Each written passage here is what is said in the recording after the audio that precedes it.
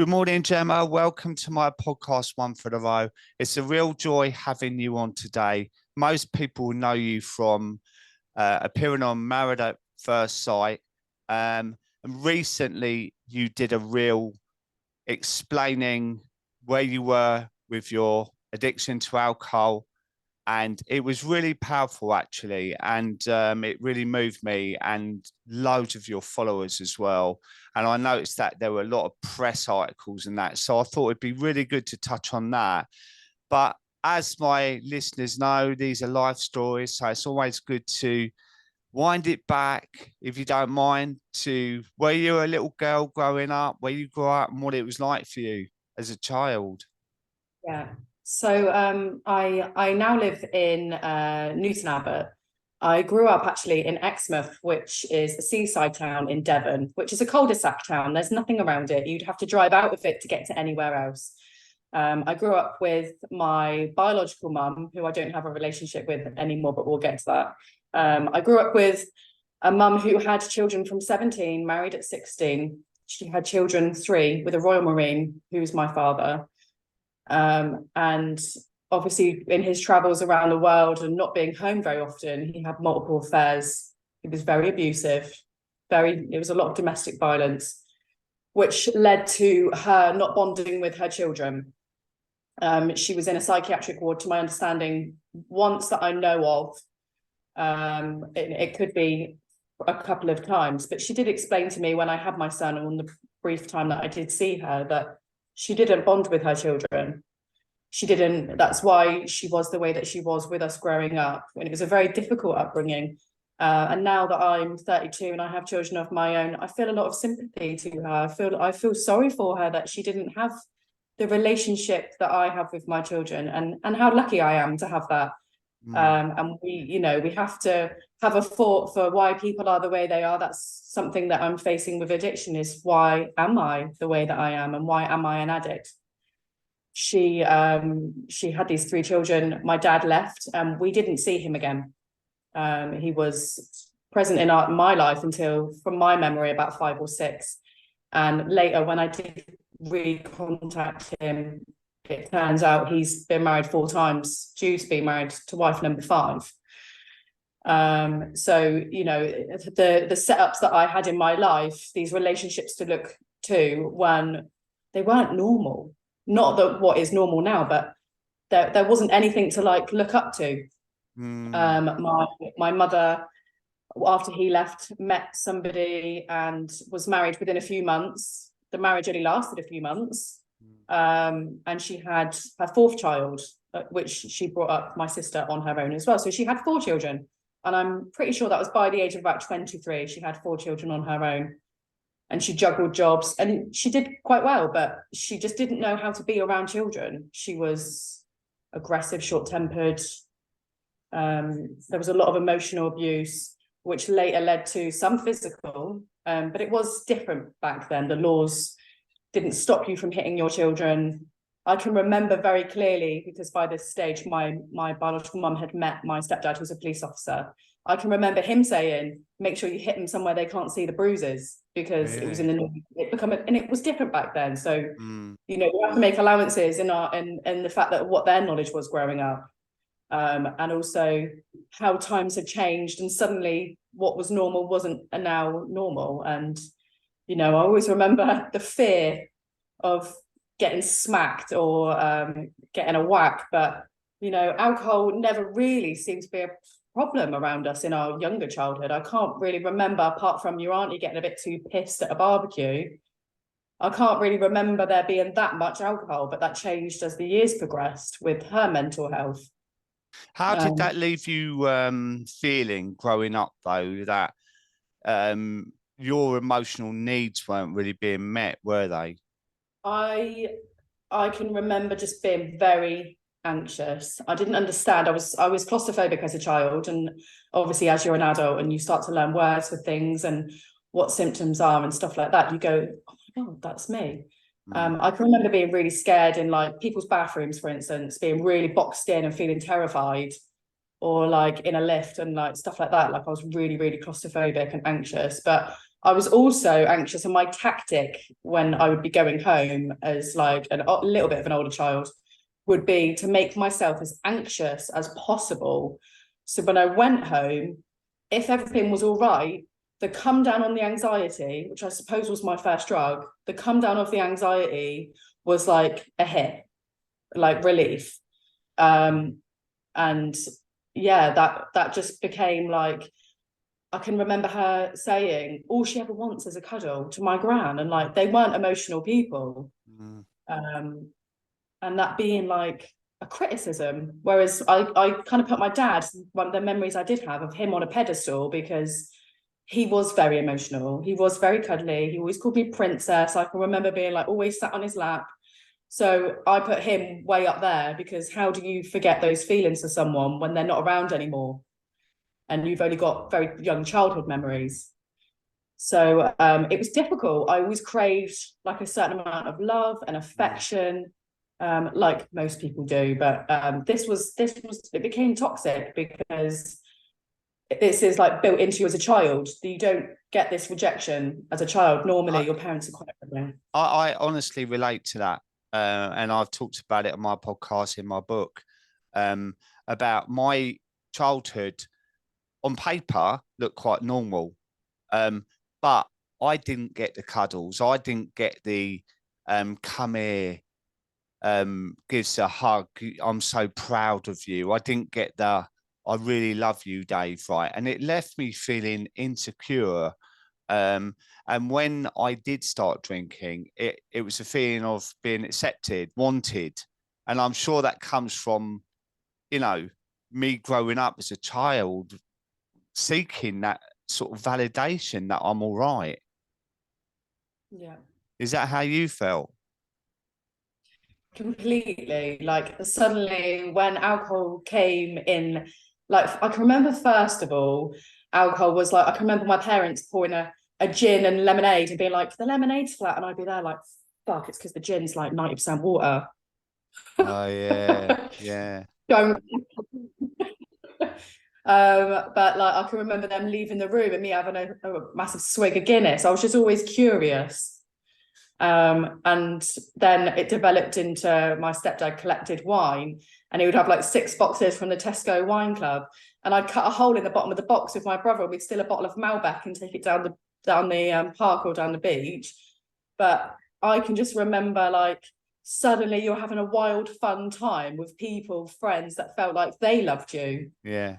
So you already, your foundations of your relationship with alcohol, you don't realize as you get older how actually toxic that can be as you get older. That's your first layer of your experience of alcohol. Yeah, you don't understand it as well. And it's like the magic pill, isn't it? It solves all your anxieties and, fixes so many things instantly. And I remember like when I was at the shops with these lads, and they thought I was really funny. And I said before, I wasn't a fighter, I was like a lover and the funny comedian one. And I used to go home thinking, yeah, I'm all right, I am.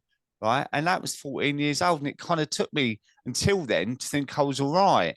But then it manifests on from that. It changes, doesn't it? Like any other relationships. So how old were you when you first started drinking? And how old were you when you kind of realized it was a bit of a problem? I was about, I'd say about 5 or 6 when I started taking those first like sneaky sips of drinks when your parents would leave the room. But I suppose now looking back, realizing that it was a problem, I'd probably say about 14 or 15, like telling your mum you're at Claire's house and Claire telling her mum she's at your house, and actually being in a pub, because back then it was 18, but you could be like, it was still 18, but you smoked in the pubs and you could sort of look a bit older by smoking. I grew up in a town where it was a university was there. It's not anymore, but there was a lot of also young looking people, so you could blend in. But I'd be down the pub playing pool with my friend, drinking at like 14, 15. And once you become a regular and people recognise you, no one questions it. I can remember on my 18th birthday getting banned from all the pubs because you've been drinking it for 4 years.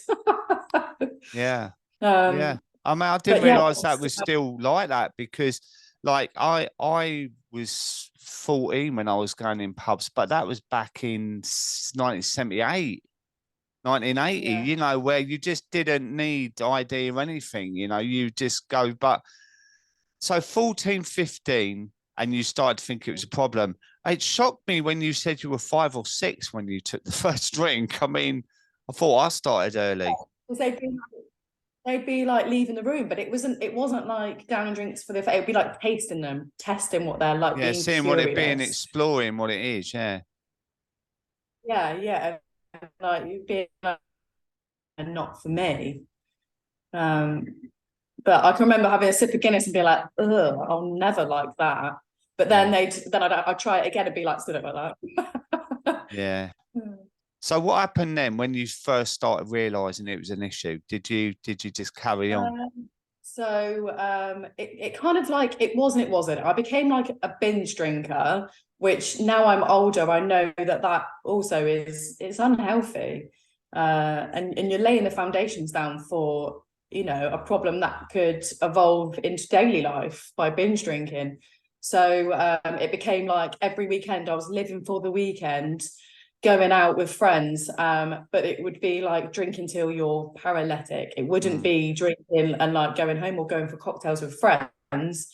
It became getting as drunk as you can, and everyone was like that. We had I met my first boyfriend, and all of his friends drank Stella, and they'd all get as drunk as they could, and we all did. We all have barbecues, have a fire in the garden, and but yeah, it would be mayhem. It was chaos. But yeah, that was probably like when strong alcohol started being introduced. But there'd been times where people had drank vodka down the park, but between 12 of you, there's not much damage that can be done. Yeah. Where this is getting different. We're in friends' parents' houses with unlimited amount of spirits that the parents didn't really care for. So you're Yeah. just taking it. I mean, it's But interesting what sorry, there was a delay.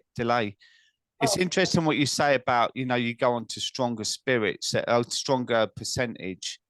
That I did. I would drink like back in the day, like Castlemaine and Foster's, and then that wouldn't do anything. I'd drink 4 or 5.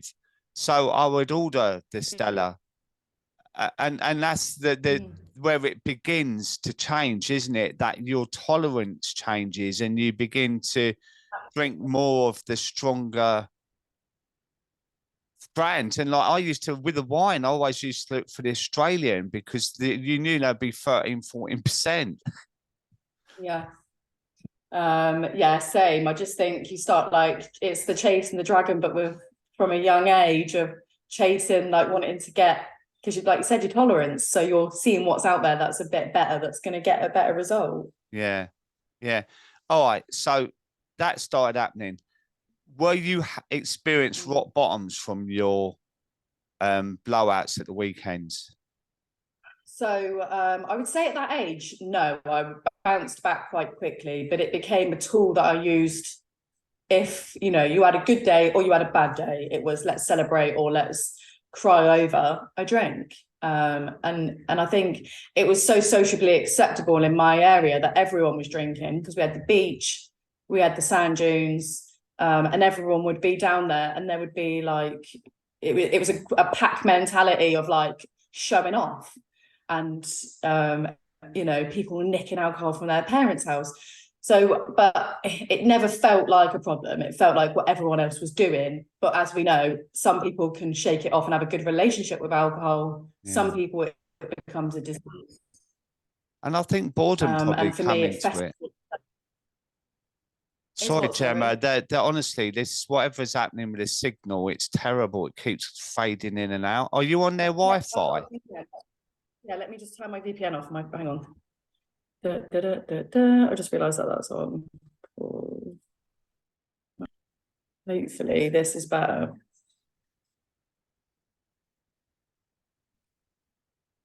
Yeah, it kept breaking up. So hopefully, and that won't make good for the podcast, right? If people can't. All right, we start again. I say, and I imagine part of that was boredom. If you say you lived in a cul-de-sac town and you know, you go to the beach because there's nothing else to do, right? There was nothing else to do. And also, you know, your parents would be like, yeah, go out if you save things up and go into the beach. You knew what to say to get around your parents and to not look so suspicious. So, you know, having all this, in their opinion, at their age, natural beauty around, you know, you're using that and taking advantage of it and using it as a social setting and as a way to get up to mischief. Mm. So moving into your 20s, right? Because you're only 32. Yeah. So I think it's really brave what you're doing, and you're really articulate around your sobriety. And I can tell by what you said on that reel and how you put yourself out that it's really important to you. Yeah. How did it begin to change in your life that you began to question your relationship with alcohol? I went through all of these traumatic experiences in my late teens, or in my early teens. I moved out of my mum's house when I was 15, and I moved into my boyfriend's house. His parents didn't know I lived there for a long time, and you know, and he clashed with his parents, so we moved into a house share. And alcohol wasn't really a problem, but he had an accident and he passed away. And I ended up going into a temporary accommodation homeless hostel. And for the first time in my life, I was surrounded by addicts. There was someone that was an alcoholic who had jaundice. There were people that smoked weed and did drugs. Alcohol was very prominent within that household. Everyone socialized together, and I was excluded quite quickly. So then I turned to going out and drinking with friends again in the local pub. I was about 17 at this age. And then, you know, that progressed into here and there was a little bit of drugs. There'd be like a little bit of base or amphetamine, which was disgusting, but I didn't know anything about drugs. And it was a way to escape the grief and the way that I felt.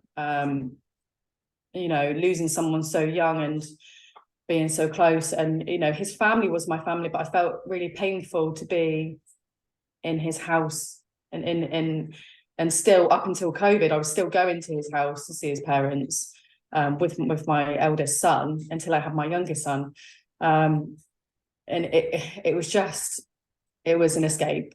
Alcohol seemed to be the only place that felt like home at that stage. Going to the pub felt like home, seeing familiar faces and escaping that hostel. And in my early 20s, well, I was 19, and I met my eldest son. I met his father, and it was a very toxic, drug-fueled fling. But I had my son at 20, 12 days past my 20th birthday. And it's not no one knows, because I've never spoke about it on social media. His father was never involved, really. My youngest son, his father and I, we bring the children up together. He's adopted my eldest son, so he is his father.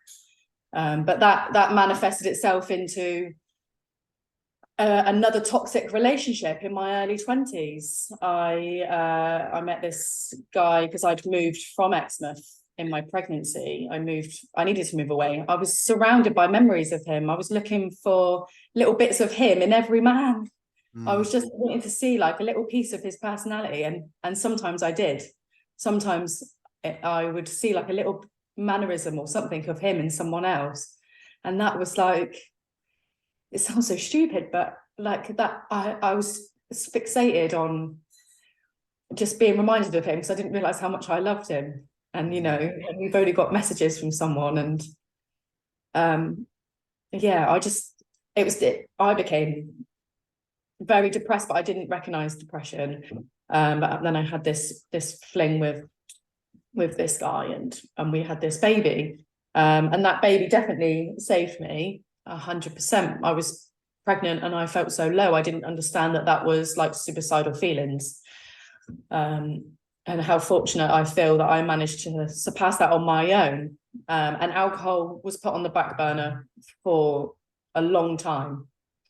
There were little times when he was born, I had a boyfriend, a really nice boyfriend at first, before the toxic one came around, but I had a nice boyfriend and we had some really nice experiences, and alcohol was never really a problem. I remember I always got too pissed at family events or at Christmas, but I think that's a bit of social anxiety. And I think I understand that now that I'm older. But that led on to me meeting this guy that's a lot of the trauma that I deal with now is because of that relationship. And I went into a childhood state. And I know that now. I went into a childhood trauma state. I became as vulnerable as I was when I was a child, because a lot of his narcissistic tactics were the same of my mother. And he would mention my mother as well, because I opened up to him, and he would mention it, and he'd be like, "You're an alcoholic like your mother." And drugs were a big part to play in our relationship. We every time I didn't have my eldest son, there would be like we'd have ecstasy, MDMA, or anything like that we could get our hands on pills. Every weekend we'd just be absolutely out of it, Friday to Sunday. And it was a very toxic relationship. He cheated many times, and I kept going back because I didn't understand what self-worth meant, or because I had no self-worth. I'd come from this relationship with this mother that, like I said before, she didn't bond with her children. She didn't love them. I have to say that hearing your story already, there are lots of events in your life that have made you feel this way already, you know, and the passing of your boyfriend, I could clearly see how upset you got, and rightly so. But, you know, these all really contribute to us turning to something to manage our feelings, you know. Yeah. So when we start off drinking at an early age, at the time it's, oh, it gave me confidence and it gave me this. But when you explore it later on, you realize actually all these events in our lives have been major jolts to our nervous system, right? And, cool. You know, the passing of your boyfriend is horrific. It's horrendous, you know. And what you said about looking for that a tiny piece in each male, I can really understand that. I still now at 32, I've never met anyone like him, and that's really hard to deal with. Like that's also becomes like with every failing relationship, and I've never been lucky in love. I've never had anyone be honest and be true and be faithful, or like give me their time. You know, that toxic relationship where you know, I felt guilty for a long time that I allowed that to happen. But that breakup was, I mean, we were together for two and a half years. That breakup was actually, I compared it at the time to being worse than the death of my boyfriend, because he left me out of choice. You know, when my boyfriend passed away, he was taken from me by death. He loved me. The boyfriend that went off with this other woman, and you know, and they're still together, and now I've made peace. I let you go with love, and I'm glad that you found that, because in small parts, you know, we did have nice times, and I'm glad that he's got that and he's not toxic with someone. I'm glad that he hasn't taken that to his next relationship. And you know, I became a very bitter person. All of these things, they ate me up. They don't anymore. And I feel so blessed that I'm not that person, because I became a production of my grief. But yeah, him leaving out of choice, like I felt like I was stabbed with a needle 1,000,000 times, and I was deflating and no one else could see it. I listened to sad music to make myself sadder.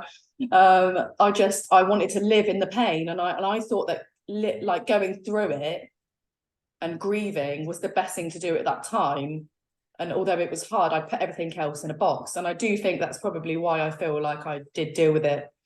But it wasn't easy. But it definitely traumatized me. And it's definitely made me walk away at the first red flag, which is why I'm 32 and struggling to have a relationship, because you're never going to have someone that's got no red flags, or like, you have to work at things and you have to have good communication. And my instinct is to shut down and walk away.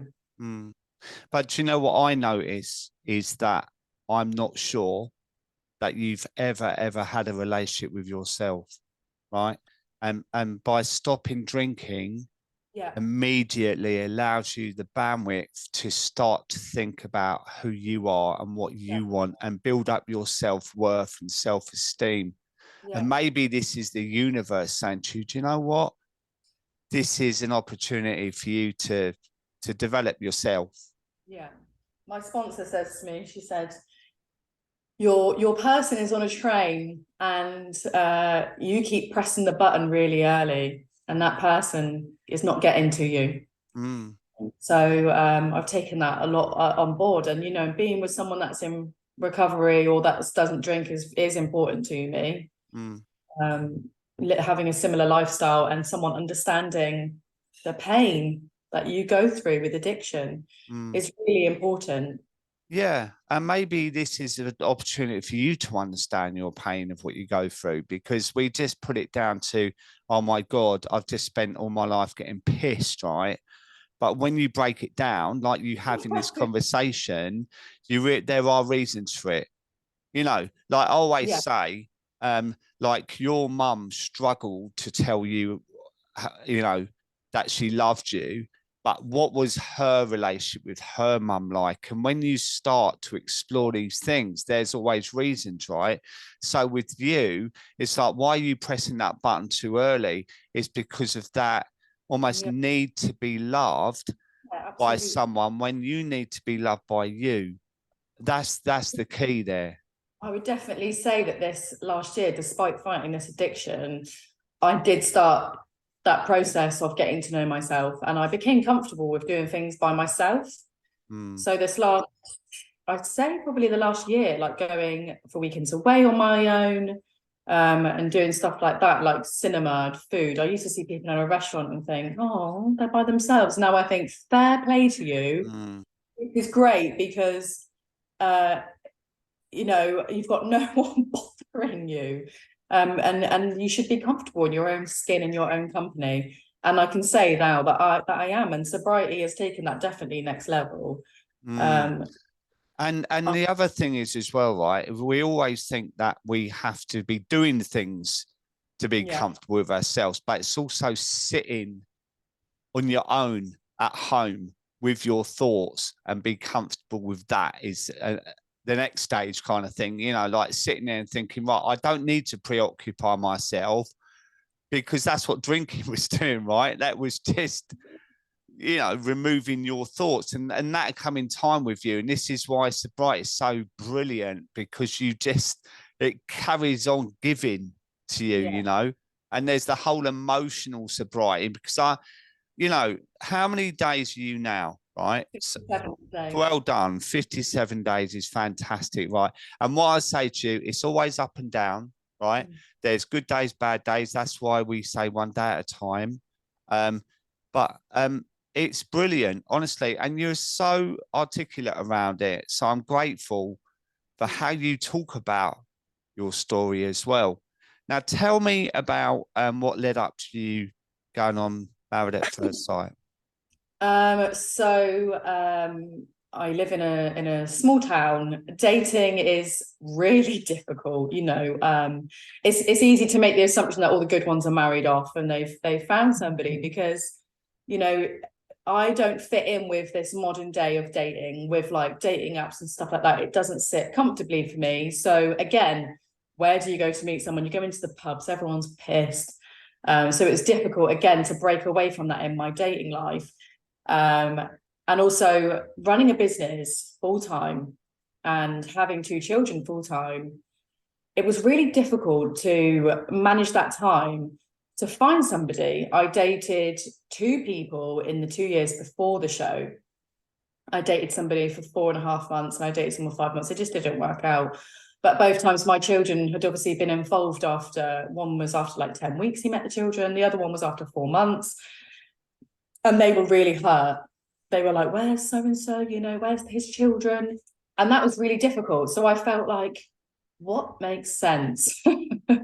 Taking myself out of my life committing myself full time to somebody who's been matched to me. Let's not forget, this person's been matched to me by science. They've been matched to me. I saw 6 months of tests, 6 months of surveys. Oh, sorry, just 1 minute. Sorry, thank you, darling. Thank you. So yeah, let's not forget this person's been matched to me on science and tests, and to my knowledge, he had the same 6 months. 6 months I gave up of my life before this, of the same rigorous testing to make sure he was my perfect match. So, you know, I think I'm leaving my children so that I can come back, because I was so certain I was going to come back with a partner. I was going to come back with this person and be like, don't worry, they're in my life to stay, because we've spent 24/7 together for this, what was supposed to be between 8 and 10 weeks. And I had a call saying, you know, you're so amazing. We're wanting to send you in halfway. And I was like, no. I want that time with somebody. You can't say, I'm so serious about this. But little did I know they hadn't actually found my match. They wanted me so desperately for television because of the way that I am, naturally controversial, Marmite type of person. But they hadn't found somebody. So they actually matched him to me 3 weeks before. If I'd known any of this, you can trust that I wouldn't have gone on it. They said, what's your fear? And I was like, that you're going to match me to somebody who doesn't believe in marriage. I'm basing this all on my grandparents. They met, they had a very short courtship, and they were straight into marriage, and it worked for them. So, you know, this, although I am the way I am, at my core of some very traditional values. I grew up really looking more so at my grandma, my granddad had passed away before I can remember, but the way that she still spoke about him and her respect for him and their marriage, I wanted a piece of that. Who doesn't want a piece of what your grandparents talk about? So yeah, so I was going on this show. I put my all into it. But I was also struggling with alcohol and with cocaine, which is not public knowledge. It started out as a social thing, and it became, in lockdown, very frequent, and I didn't want to do it anymore. I felt sick. I didn't know how to get past this addiction. You know, putting your children to bed and then feeling like you have to indulge in a drug is horrific. And I know people will pass judgment on that. And I'm here to break your judgment, because it wasn't a choice. Addiction at that stage is not a choice. You're not responsible for your addiction. You're responsible for your recovery. And I couldn't get my head around like where to turn. And before I went on the show, I tried turning to the NHS. I was turned away, and I fell at the first hurdle. And you know, I had this phone call with the NHS, and they said, "Well, at least it hasn't been 20 years. At least it's only been a couple." You know, we speak to people that have done it every day for 20 years. Not like, you know, this is your personal disaster. This is your personal pain. It was just like justifying it. Well, at least you're not that bad. At least it's not heroin. At least it's not this. But they didn't have any space for me. So I fell at the first hurdle, and I didn't realise that there were these, and I didn't search, there were these 12-step programs available. And I thought of Married at First Sight as being like, you know, now I know in recovery, geography will not change your addiction. I treated going away as like, oh, at least I'll be away from drugs. But as we know, with addiction, swapping one addiction solely for the other, alcohol is a huge trigger for me for cocaine. I will never be able to drink again, and I don't have a healthy relationship with alcohol. Completely full stop. So I went on this show. I, again, reverted into that toxic childhood state. I was very vulnerable. I spoke about my fears to people that I felt like I could trust in producers.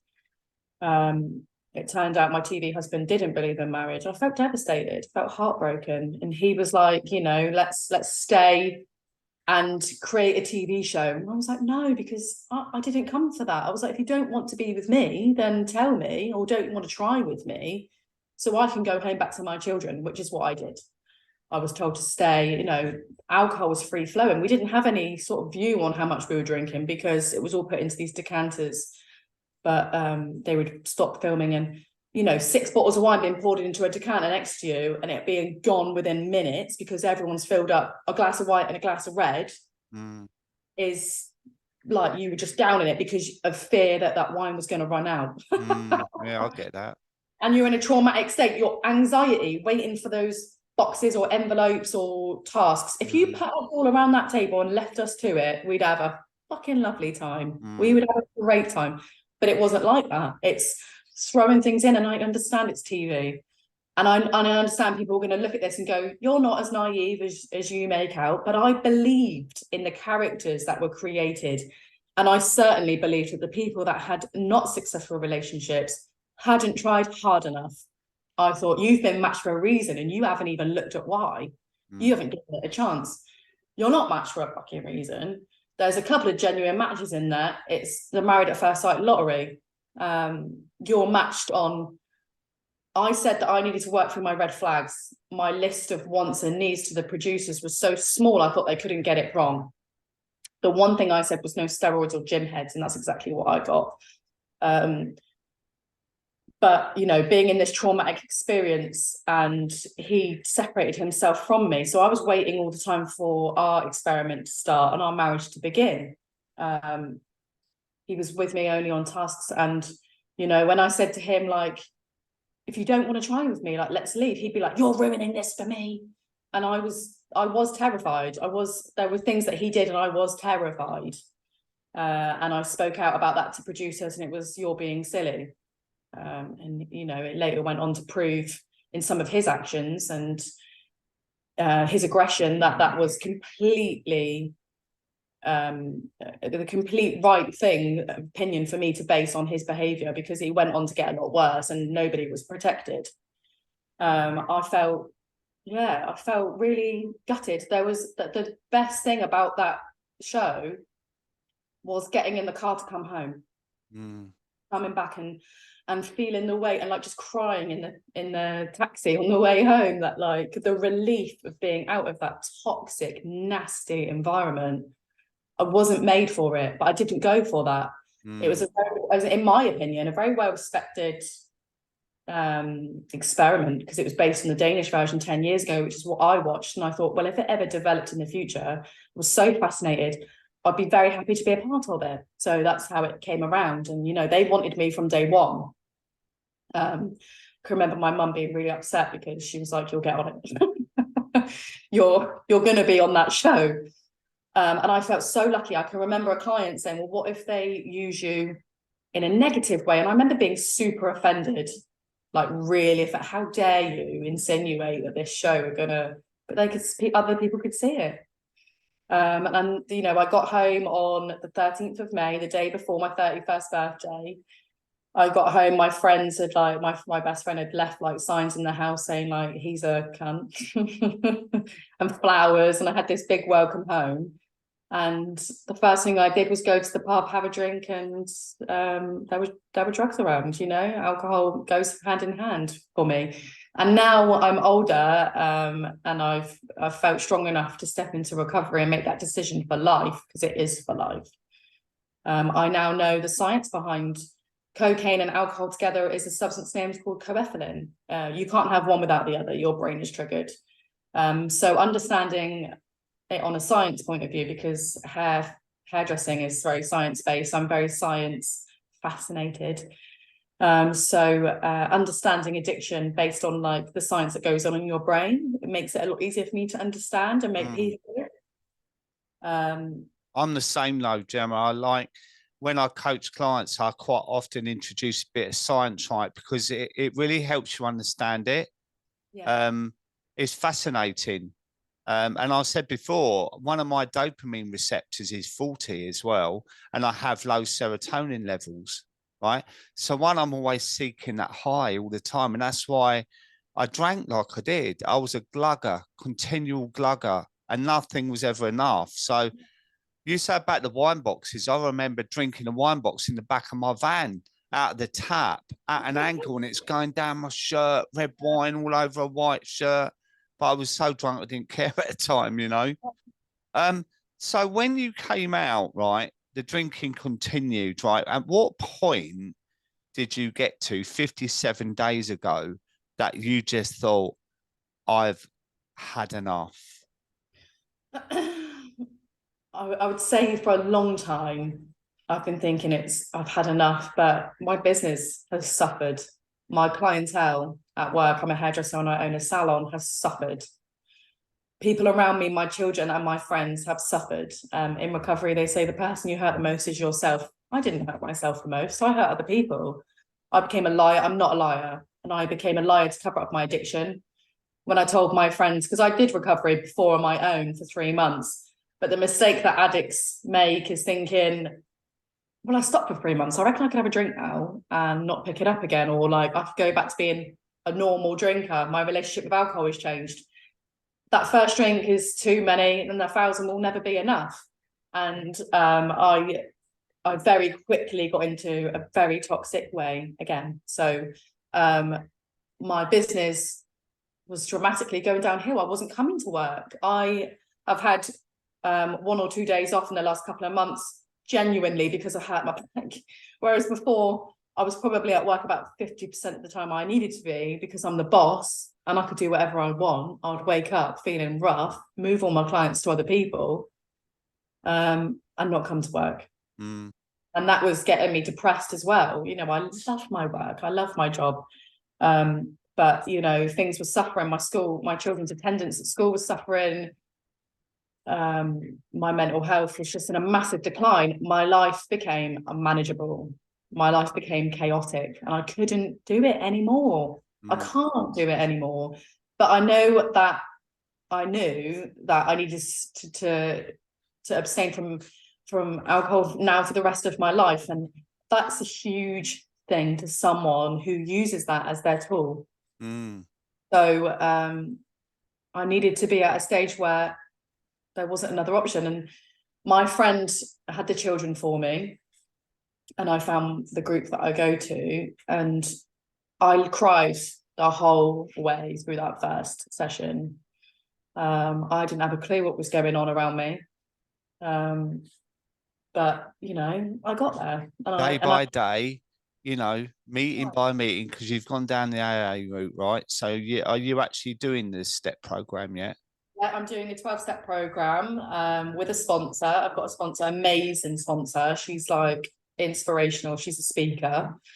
But yeah, I'm working the 12 steps. We work the 12 steps to be able to have the tools to deal with your addiction and that, you know, that doesn't work for everyone, but addicts helping other addicts is what keeps you clean. And that's what's working for me. The only times that I've struggled with like my thoughts coming back in, because you've got to remember the voice that's telling you this is a good idea is your voice in your head. It will trick you. It will that disease wants you to fail. That disease wants to manifest itself and it's your voice. So staying at group regularly, I go 3 times a week. I go to lots of like speaker jams where we hear speakers from all over the world. You know, doing stuff like that is what keeps me the way that I am feeling now. Do you know what fascinates me, right? And I know this is part of the model of AA, is when you talk about disease, right? So I love the science of addiction, right? And I fight hard when I hear that word, because disease sounds terminal. And in a way, it is, because, as you say, one drink's not enough. Like, do you know what I mean? It's that whole thing. We can never drink again. Yeah. But I frame it more like a mental illness, right? And I'm doing avid research into what is what, disease or mental illness, right? And disease kind of holds me back. It's like, I haven't got a disease. I've got a mental illness that I'm doing my best to manage every day. And it's funny how we frame things, isn't it? But it's what works for us, you know, like that could work for you. And calling yourself an alcoholic for the rest of your life can work for you, where it doesn't work for me. Recovery works for you, where that doesn't work for me. It's like, I look at it as discovery, because if I'm in recovery for the rest of my, of course I'm recovering from the addiction, but it's what serves you. And this is what's so good now, is there's so many different options available for people. You know, I'm a grey area drinking coach, right? So there's a big space in between someone who can take or leave drinking, where they don't care, they never have a drink, or they just have a drink at Christmas, to someone like me that was waking up on the beach in Eastbourne with my face smashed to pieces while falling over. You know, there's a void in between. And I find that my clients, they go, do you know what, that feels easier for me to manage knowing I'm not an alcoholic. So it's such a great conversation that we all have and accept each other. Yeah, and This is what I want. I want everyone to accept whatever route we choose is right for them, and there's no judgment. And that's what I want to happen, because I know there is in this community certain, I don't know why you do that, and I don't know why you do that. And it's wrong, because we all need to find our way. Agree?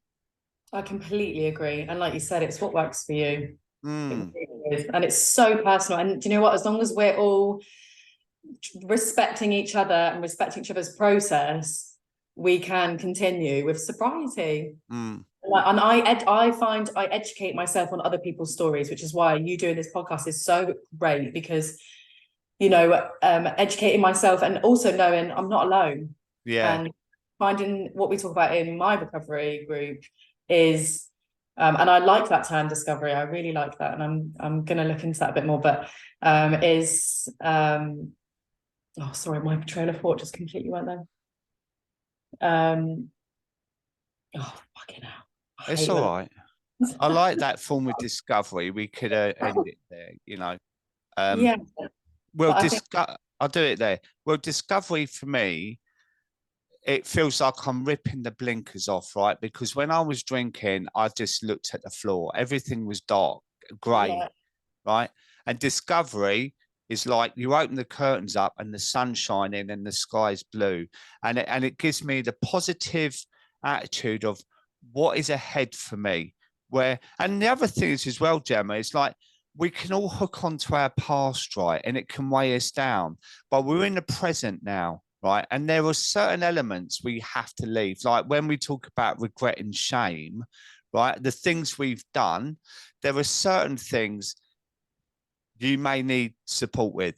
You know, there's certain things with your partner dying. There's certain things with your mum and your biological dad that at some point you will have to or need or want to get support with, right? But there are other things that you think, do you know what? I can't do anything about that. You know, so what do you do with that? Do you hold on to it and feel the shame and regret, or do you move on? And what you can do now is be the example of the better version of you, right? Which is what you're doing. And the way you talk is so wonderful. I can see for someone who's 32 years old, someone who's going to become a real spokesman in this area to help others. I can really, really hear that in you. Thank you. No, I just think like this community coming together, like you'll never see a community of people, especially addicts. You'll never see a group come together quite like people that have struggled with addiction.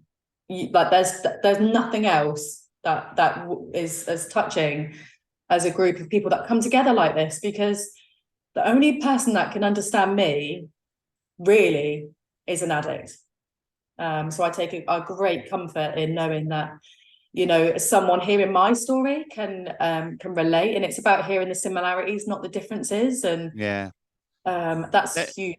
There might be one thing you say that someone, it's like with these podcasts, right? There'd be one piece of what you've said today, and people will hook onto that and go, oh my God, that is me. Or, oh my God, I really hear what she said there. And these little seeds plant and grow, right? Because I've had people say to me, I heard one of your episodes last year and it planted a seed. And since then, I'm now 15 days sober, because it took a year, but I always remember that conversation, you know. And these are why these stories are so important. And the positivity you say in the groups, in this arena of people who have been there, is what you say. It's incredible. It's almost like the unspoken word. You come together and it's almost like the Mason's handshake, where you just nod and you go, I get what you're saying. I know what you've been through. It's It's incredible. So, right, you're working hard with your sponsor. How do you see the next few months ahead? Working the steps is really important to me, but also I got my life back.